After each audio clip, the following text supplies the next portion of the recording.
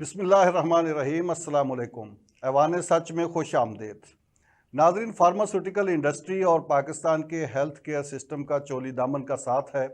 Pharmaceutical industry के मसाइल challenges के हवाले से हम इन प्रोग्रामों में मुख्तलिफ़ औक़ात में बात करते रहते हैं। गुज़श्ता दिनों हमने इस हवाले से एक इशू को उठाया था कि पाकिस्तान में ये जो मिनी बजट आया है, इस मिनी बजट में 17% सेल्स टैक्स फार्मा इंडस्ट्री पे भी लगा दिया गया और उस रॉ मटेरियल पर लगा दिया गया है जो इंपोर्ट किया जाता है और उससे आगे अद्वियात बनती हैं।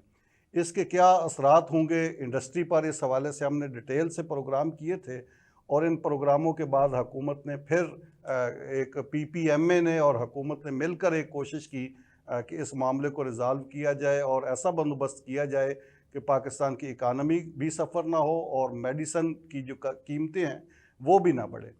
ये काविश कैसी रही, इस पर आज के प्रोग्राम में बात करेंगे। और इसके साथ साथ गुज़श्ता दिनों कुछ अद्वियात मार्केट से गायब होने की ख़बरें मुसलसल आती रहीं और लोगों को इस हवाले से भी मुश्किलात का सामना करना पड़ा। ख़ास तौर पर बुखार की अद्वियात जो हैं वो मार्केट से गायब हो गई। ये अद्वियात की किल्लत कैसे पैदा हुई, किसने पैदा की और इसका हल क्या निकला या निकलेगा, इस पर बात करेंगे आज के प्रोग्राम में। और इस बात का भी जायज़ा लेने की कोशिश करेंगे कि आने वाले दिनों में तो किसी चीज़ की कोई शार्टेज नहीं हो रही, अगर हो रही है तो उसके लिए क्या करना होगा। मैं अपने मेहमानों का तारफ़ करवा दूं। जनाब काजी मोहम्मद मंसूर दिलावर साहब चेयरमैन हैं पाकिस्तान फार्मा मैन्युफैक्चरिंग एसोसिएशन के, मेरे साथ स्टूडियो में तशरीफ़ रखते हैं। और इनके साथ डॉक्टर शहरियार साहब हस्बे मामूल जो इस तरह के मामलात का तज्ज़िया करने की कुदरत भी रखते हैं और सलाहियत भी रखते हैं। तो गुफ्तगू का आगाज़ काजी साहब से करते हैं। अस्सलाम वालेकुम काजी साहब। सबसे पहले तो आपकी मेहरबानी कि आप तशरीफ़ लाए। ये बताइए कि हेल्थ केयर सिस्टम और PPMA और हमारा फार्मास्यूटिकल इंडस्ट्री ये आपस में एक पेज पे ही हैं इस वक्त, ठीक ठीक मामला चल रहे हैं? आउज़ुबिल्लाहि मिनश्शैतानिर्रजीम, बिस्मिल्लाहिर्रहमानिर्रहीम। बहुत शुक्रिया जी, आज आपने टाइम दिया।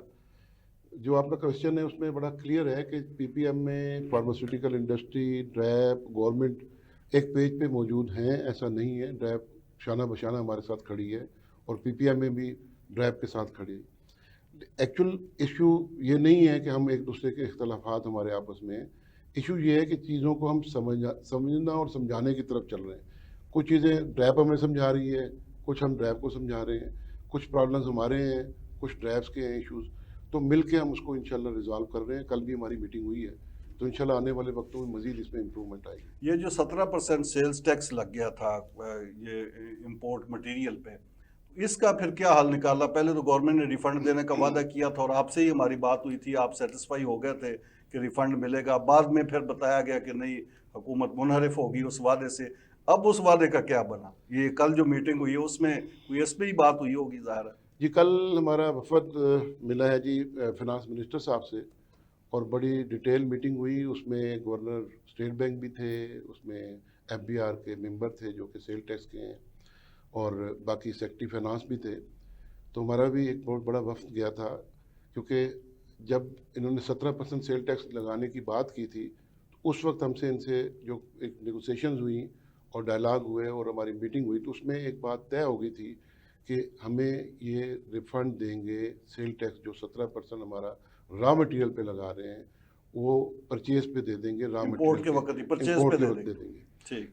उसके बाद हमारी FBR के चेयरमैन से मीटिंग हुई, क्योंकि ये उसी की कंटिन्यूटी थी, क्योंकि फाइनेंस मिनिस्टर साहब ने उनको थ्रू किया था। उन्होंने भी इसी कमिटमेंट के मुताबिक कहा जी हम एक मैकेनिज़्म बनाते हैं, क्योंकि हमारे यहाँ ये मैकेनिज़्म नहीं है और हमें 1-2 मीटिंग्स और करनी पड़ेंगी। उसके बाद मैं आउट ऑफ कंट्री था, तो फिर मैंने वहाँ से रिक्वेस्ट की मेंबर जो कि इसके सेल टैक्स के हैं FBR के, तो उन्होंने टाइम दिया हमारे वफ्द को। तो उन्होंने इसको स्ट्रेट अवे कहा कि जी हमारे लिए एक नया मैकेनिज़्म बनाना मुश्किल है, जिसकी वजह से एक बहुत बड़ी कन्फ्यूजन इंडस्ट्री में फैली। और आप हैरान होंगे कि मैं आउट ऑफ कंट्री था, मुझे वहाँ कॉलें आती थी कि जी आप वापस आ जाएं क्योंकि ये इशू ऐसा बन गया है, और किसी को कोई पिक्चर क्लियर नहीं था। पैनिक था, पैनिक था, हमने बहुत भी बड़ा उस पे पैनिक था, बात की बहुत है। बड़ा पैनिक था। और उसमें सबसे बड़ा इशू ये बना कि लोगों को ये भी पता नहीं था कि सेल टैक्स तो उन्होंने वेरी नेक्स्ट डे जब मिनी बजट अनाउंस किया तो हमारे रॉ मटेरियल से डिडक्ट करना शुरू कर दिया, उस पर ऐड कर दिया, इम्पोज हो गया।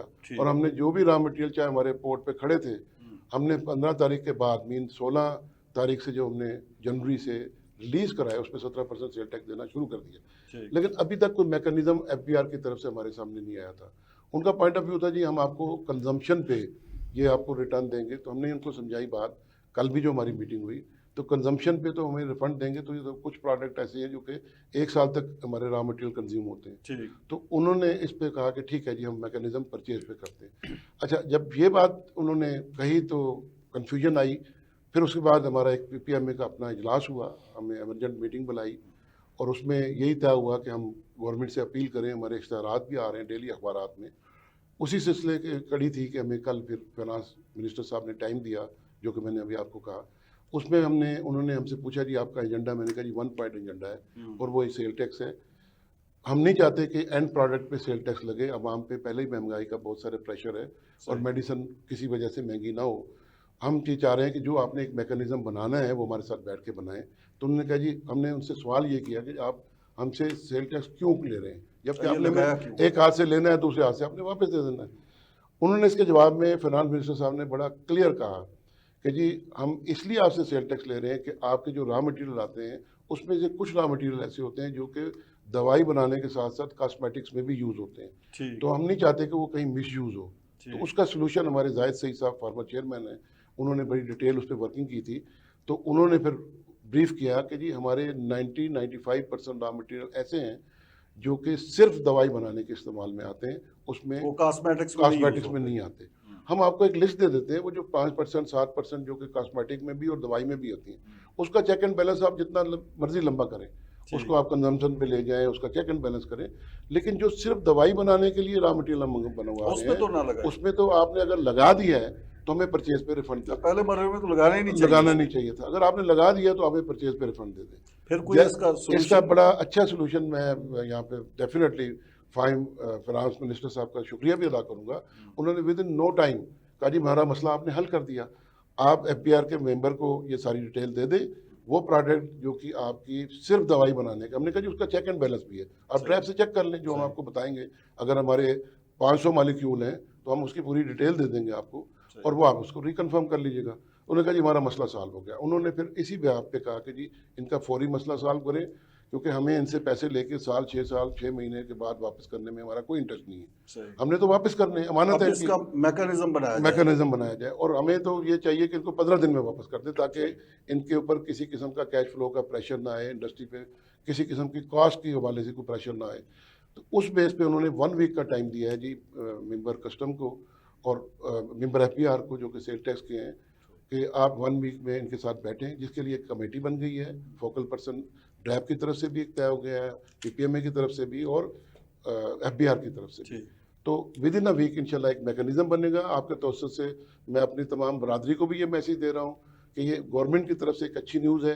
अब FBR इसमें एक मैकेनिज्म बनाए और हमारे साथ बैठ के, आप तो इस पर नज़र रखे ही हुए हैं, हम भी नज़र रखेंगे और उम्मीद भी करेंगे कि ऐसा इम्प्लीमेंट भी हो जाए। जज़ाकल्लाह। डॉक्टर साहब, पिछले प्रोग्राम में जब हमने ये सेल्स टैक्स का मसला उठाया था तो आपने कहा था कि इसके नतीजे में कुछ अद्वियात शार्ट हो जाएंगी, बिल्कुल बनेगी नहीं।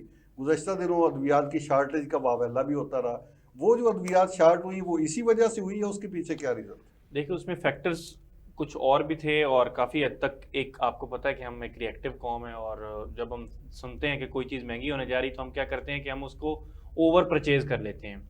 एक ये चीज़ होगी। फिर आपको पता है कि सारे लोग यहाँ पर स्टॉकिस्ट भी होते हैं, यहाँ पर ज़ख़ीरा अंदोज़ भी होते हैं, मतलब रेगुलेशंस के लेवल के ऊपर और गवर्नमेंट के लेवल के ऊपर भी मसले मसाइल होते हैं। अब जो कंपनीज वो बैच बना रही थी उन्होंने पूरे के पूरे बनाए, लेकिन वो किसी ने डंप कर दिए खरीद के। ये खास तौर पर बुखार की, अब पैरासीटामोल की मिसाल हम ले लेते हैं कि मार्केट से बिल्कुल पैरासीटामोल गायब थी। वो भी मुझे समझ नहीं आती कि क्यों गायब थी, जबकि उसके ढेरों ब्रांड्स जो हैं, वो ढेरों से जेनेरिक्स जो हैं वो मार्केट में अवेलेबल हैं। उसी कंपनी का जिसका ये मॉलिक्यूल जो शॉर्ट था, एक और नाम से भी आती सेम दवा, लेकिन वो कोई भी बंदा खरीदने के लिए तैयार नहीं था। इसको क्या किया, ज़ख़ीरा अंदोज़ों ने ले लिया और आपको पता है कि पिछले दिनों कुछ हज़ारों जो कार्टन्स हैं वो बरामद भी किए गवर्नमेंट ने। मेरी तो इत्तला ये भी है कि इस कंपनी ने अपना एक नया ब्रांड लॉन्च करना था, उसके लिए पहले इसको जानबूझ के शॉर्ट किया और फिर नया ब्रांड लॉन्च किया। ये खबर बिल्कुल ऐसी बात भी है, क्योंकि उन्होंने at the same point of time एक उनकी प्लेन टैबलेट थी और उन्होंने उसके बाद एक डबल लेयर जो टैबलेट है वो लॉन्च की। तो ये भी एक मार्केटिंग का तरीकाकार होता है। उसमें क्या किया कि जी पहला वाला जो ब्रांड है वो जब शॉर्ट हो गया, शॉर्ट होने के बाद उन्होंने उसका जो नया वेरिएंट है, जो नया उसका SKU उन्होंने वो लॉन्च करना था, तो उनको भी उस हिसाब से एज मिल गया, और जो दवाई है वो ऑब्वियसली मार्केट में शार्ट थी, लोगों को मिल नहीं रही थी और लोग उसके लिए मारे मारे फिर रहे इस थे। पर मजीद भी बात करते हैं, एक ब्रेक ले लें नाजरीन, एक ब्रेक, और ब्रेक के बाद ये अद्वियात की शार्टेज पे मजीद गुफ्तगू करेंगे, मेरे साथ रहिएगा। ये प्रोग्राम में एक बार फिर खुश आमदेद।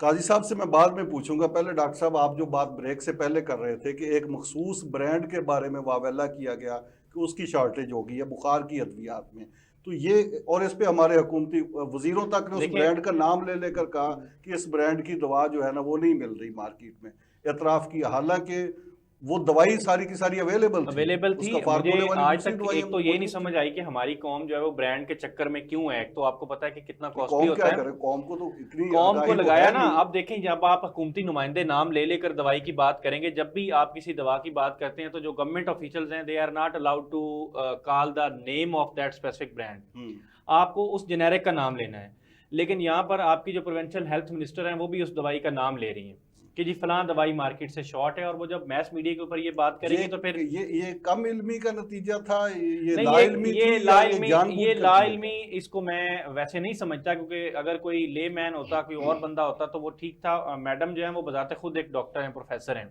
एंड शी नोज वेल कि व्हाट इज ब्रांड एडवोकेसी, कि ब्रांड को एडवोकेट करना क्या होता है। और जब आप इस लेवल पे आके मीडिया पे आके ये बात करते हैं कि फलां ब्रांड शॉर्ट हो गया, फलां ब्रांड मिल नहीं रहा, तो हालांकि डॉक्टर साहबा को तो ये कहना चाहिए था कि भाई ये नहीं मिल रही तो इतने सारे और यहाँ पर आपकी लोकल मैन्युफैक्चरिंग जितनी सारी हो रही है वो स्टेट ऑफ द आर्ट है। यहाँ पे ड्रैप है, जीएमपीज हैं, सारी चीजें हैं। मेरा नहीं ख्याल कि जो आज का दौर है जिसमें ब्रांड में कोई चीज खास कोई कुश्ता डाला हुआ है और जो कि जेनेरिक में नहीं है। काजी साहब, पीपीएमए ने इस बात पे गौर किया कि ये एक मखसूस ब्रांड की शॉर्टेज हुई और उस ब्रांड पे ही वावेला मच गया, हुकूमत भी पैनिक में आ गई, बुखलाहट में वजीरों ने बयान देने शुरू कर दिए कि हाँ जी अद्वियात कम हो गई, हालांकि दवा तो कम नहीं हुई, बुखार की दवाई तो मार्केट में थी, लेकिन डॉक्टर भी उसी ब्रांड का नाम लिख रहा था, हुकूमत भी मान रही थी कि नहीं है। तो ये हुआ क्या, ये ड्रामा, जरा पीपीएमए ने क्या इस पे तफक्कुर क्या? थोड़ा सा इसके बैकग्राउंड वजाहत करना जरूरी है जी, क्योंकि हम एक एंड तो देख रहे हैं, दूसरा एंड ये था कि ओवरऑल पैरासीटामोल ब्रांड, ये पैरासीटामोल मॉलिक्यूल है, साल्ट था, इसकी प्राइस इंटरनेशनली 4 टाइम इंक्रीज कर गई। ठीक है, ये 600 रुपये केजी था, आज 3000 केजी पे, बल्कि 5 टाइम आप कहें इंक्रीज कर गई। ठीक, उसमें बहुत सारी रीज़न थी, और लोकल भी अगर बन रहा था तो वो भी इसी हिसाब से उसकी जो प्राइस है वो इंक्रीज कर गई। अच्छा, जो प्राइस मिली हुई थी इस पैरासीटामोल टेबलेट को, चाहे वो ब्रांड को, चाहे वो ब्रांड नहीं भी था, जेनेरिक को मिली हुई थी, वो प्राइस के हिसाब से अगर कोई भी कंपनी वो टेबलेट बना रही थी ना जी, तो फॉर एग्जांपल वो टेबलेट बनाते हुए उसकी कास्ट आ रही थी 2 रुपये 50 पैसे, तो उसको प्राइस मिली हुई थी 1 रुपये 90 पैसे, तो 60 पैसे एक गोली के पीछे, और जो कि करोड़ों की तादाद में बनती, तो कंपनियां अफोर्ड तो नहीं कर सकती। एक रीज़न सबसे बड़ी ये थी। और जिनके पास पहले से रॉ मटेरियल पड़ा हुआ था, जैसे ही, क्योंकि हमारे यहाँ ज़ख़ीरा अंदोज़, अल्लाह माफ़ करे, ज़मीर फरोश लोग हैं, जैसे ही पता चला, जिन लोगों ने कंपनी ने बना के मार्केट में भेजा, उन्होंने वो ज़ख़ीरा अंदोज़ी, पिछले दिनों आपने देखा होगा बहुत बड़ा वो एक खेप पकड़ी गई, और जो कि मीडिया पे भी बड़ा आया, तो वो एक अलग रीज़न थी। लेकिन बेसिक रीज़न ये थी कि प्राइस, उस सिलसिले में फिर डैप ने इसमें एक्शन भी लिया और उन्होंने मीटिंग भी की। हमने उसकी प्राइस तो मांगी थी 3 रुपये प्लस, लेकिन डैप ने उसकी प्राइस सेटल की है, वो कैबिनेट में गई हुई है, और जैसे ही कैबिनेट में नेक्स्ट ट्यूसडे को कैबिनेट में इजलास होगा, उसमें जैसे ही अप्रूवल आती है तो वो प्राइस आने के बाद कुछ कंफर्ट जोन में इंडस्ट्री जाएगी, तो मार्केट में की कीमत बढ़ेगी ना। जी, पैरासीटामोल साल्ट की या मॉलिक्यूल की कीमत बढ़ेगी। जी, अब मेरा सवाल ये है कि ये मॉलिक्यूल तो कई ब्रांड्स बना रहे हैं ना, एक ही ब्रांड के बारे में क्यों सेंसिटिविटी? असल में वो ब्रांड, वही बात है कि ब्रांड स्टेब्लिश हुआ हुआ है, उसका नाम है, लेकिन मैं फिर भी वजाहत कर दूं कि दूसरी कंपनीज भी, क्योंकि शॉर्टेज की वजह से और प्राइस इंक्रीज। अच्छा, एक बात और भी है, पैरासीटामोल अगर मैं 10 टन मैं पैरासीटामोल की, मैं कोई इंजेक्शन बनाता है, कोई वायल बनाता है, कोई टेबलेट बनाता है, अच्छा हम भी प्रोडक्शन करते हैं, लेकिन हम टेबलेट में नहीं है, हम दूसरे उसमें, लेकिन वायल में। अच्छा, होता क्या है कि हम अगर कहते हैं जी हमें 2 टन चाहिए, तो वो कहते हैं जी 2 टन की प्राइस ये है, 1 टन की ये है, आप 2 टन लेंगे तो प्राइस कम मिलेगी। अब ये हुआ कि पिछले दिनों, और स्टिल अभी भी ऐसी सिचुएशन है, किसी हद तक उस बैलेंस हुई है कि हम कहते हैं 2 टन चाहिए, वो कहते हैं 1 टन मिलेगी, ठीक, प्राइस भी 4 गुना बढ़ गई, और पीछे से शॉर्टेज भी रॉ मटेरियल की हो गई।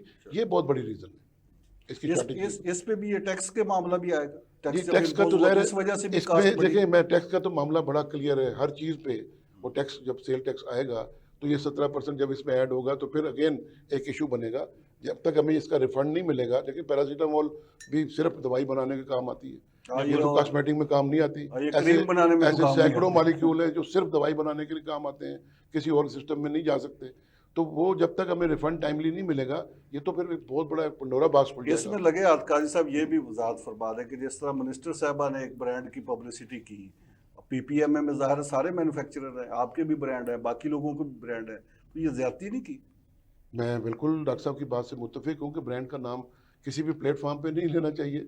आप बेसिक रॉ मटेरियल जो है, जो आपका जेनेरिक है, उसका आप नाम कहीं भी और ले आप सकते हैं। अपने सरकारी जो आपका सिस्टम है हेल्थ केयर का, उन डॉक्टर्स को तो आप कह सकते हैं कि आप मरीजों के लिए ये ब्रांड ना लिखे यार, जितनी देर ये शॉर्टेज है। अब पैरासीटामोल ले लो, आप एक लेटर जारी कर देना, पैरासीटामोल सितम बलाए सितम, तो ये है कि जो आप कॉरस्पॉन्डेंस कर रहे हैं सरकारी, आप उसमें भी उस ब्रांड का नाम लिख रहे हैं, उसमें भी आप लिख रहे हैं कि फलां चीज़ जो है वो शॉर्टेज है। दूसरी बात मैं थोड़ी सी ऐड करना चाहूँगा कि देखें, जब रॉ मटेरियल महंगा होता है, किसी चीज़ की शॉर्टेज का इम्कान होता है, तो जो रेगुलेटरी के इदारे हैं ना, हेल्थ डिपार्टमेंट है, उसने मेक श्योर करना है कि कोई ज़ख़ीरा अंदोज़ी ना हो। ये फार्मास्यूटिकल कंपनी का काम नहीं है कि वो जाके देखे कि अगर उसने दवाई एक डिस्ट्रीब्यूटर को दी है तो वो क्या एक बंदा लेके जा रहा है, वो हो सकता है 10 स्टोर के नाम पे आपसे इनवाइस करा के एक ही जगह जमा कर रहा हो। ये काम है जो लोकल रेगुलेटर है, उसका काम है कि भाई दवाई शॉर्ट है, रॉ मटेरियल महंगा है, तो देयर इज अ पॉसिबिलिटी कि ये शॉर्टेज हो जाए, तो मुझे इसका जो स्मूथ फ्लो है वो उसकी होनी चाहिए, उसकी असेसमेंट होनी चाहिए, उसको इसके लिए प्रिपेयर्ड होना चाहिए, उसको पता होना चाहिए यार कि ये दवाई शॉर्ट है, मार्केट में चांस है कि ये ज़ख़ीरा अंदोज़ी हो जाए, तो मैंने अपना जो चेक एंड बैलेंस है वो बेहतर करना है। जब दवाई नहीं मिलती तो आप कहते हैं जी फार्मास्यूटिकल कंपनी ने शॉर्टेज कर दी है, कंपनी ये कर रही है, वो कमर्शियल इंटेंट अपनी जगह होगी, लेकिन जो लोकल रेगुलेटर हैं उनका भी काम बनता है कि कहीं अगर 27,000 या 27 लाख या जितने भी कार्टन पकड़े गए हैं, वो अगर पकड़े गए हैं, वो वहाँ गए हैं, उस गोदाम में रखे गए हैं, तो कोई तो इनकी भी जिम्मेदारी बनती है ना, लोकल लोगों की भी, कि आप फार्मा को ही ब्लेम करते जाएं। अवेलेबिलिटी की क्या सूरत है? स्टिल जी मैंने बताया ना कि रॉ मटेरियल शॉर्ट होने की वजह से अभी तक, और प्राइस भी अभी तक नहीं मिली, तो कंपनी ज़ाहिर अफोर्ड नहीं कर सकती कि अपनी पॉकेट से जेब को बनवाए और वो लॉस पे मेडिसिन बेचे। ये तो अफोर्ड किया ही नहीं जा सकता। ये वो बात है जो हम शुरू दिन से कर रहे थे, जिस इन्होंने टैक्स पे प्रोग्राम किया था कि जब भी दवाई महंगी टैक्स लगेगा तो कोई मैन्युफैक्चरर ये नहीं चाहेगा कि मैं घाटे से बना, कोई भी इंडस्ट्री हो।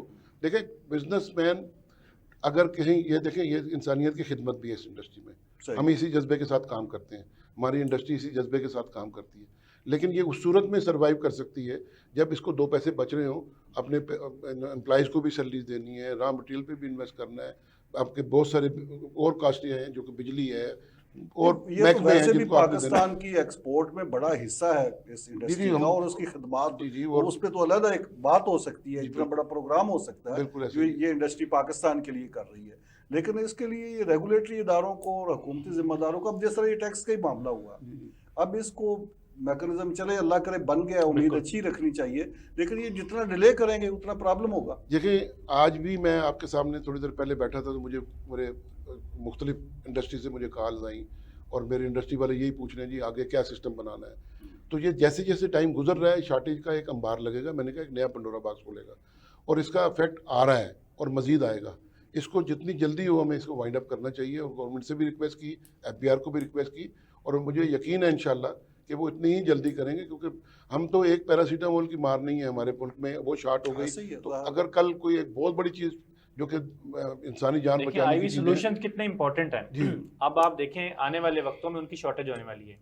ये अब तो आईवी सॉल्यूशंस, ये ड्रिप वगैरह, ये ड्रिप वगैरह, ये अभी कायसा बैठे हुए हैं, इनको ये मुझसे बहुत बेहतर जानते हैं ये इस इशू पे बात करते हैं, लेकिन एक वक्फा ले लें पहले नाज़रीन, एक ब्रेक, और ब्रेक के बाद ये मेडिसिन के हवाले से, फार्मा इंडस्ट्री के हवाले से ये स्पेशल प्रोग्राम जारी है, मेरे साथ रहिए जी। एक बार फिर खुश आमदीद। डॉक्टर साहब ब्रेक से पहले आप फरमा रहे थे कि ये इंजेक्शन अपना ड्रिप वगैरह के बारे में किसकी शॉर्टेज होने वाली है? देखिए हम ड्रग्स की जब आप कैटेगराइजेशन करते हैं तो जो लाइफ सेविंग ड्रग्स हैं एटलीस्ट वो शॉर्ट नहीं होनी चाहिए। अगर आपका एक पेशेंट जाता है ER में तो उसको जब आपने कोई भी चीज़ लगानी तो ऑब्वियसली उसके लिए आपको IV सोल्यूशन चाहिए। ये तो कारी साहब इस पर मुझसे बेहतर रोशनी डाल सकते हैं कि IV सोल्यूशन जो हैं उनके लिए जो रॉ मटेरियल है वो महंगा होने से कितना बड़ा बुरहान आने वाला है, ये तो सारी बता सकते हैं। मैं उस पर वजाहत कर दूँ जी, क्योंकि इत्तेफाक है कि मैं IV सोल्यूशन खुद बनाता हूँ, लार्ज वॉल्यूम ड्रिप हमारा इदारा बना रहा है, कि ऑलरेडी हमें जो इसकी प्राइस मिली हुई है, आप हैरान होंगे। आप मिनरल वाटर की 1.5 लीटर की बोतल लाते हैं तो वो 100-125 रुपये की मिलती है,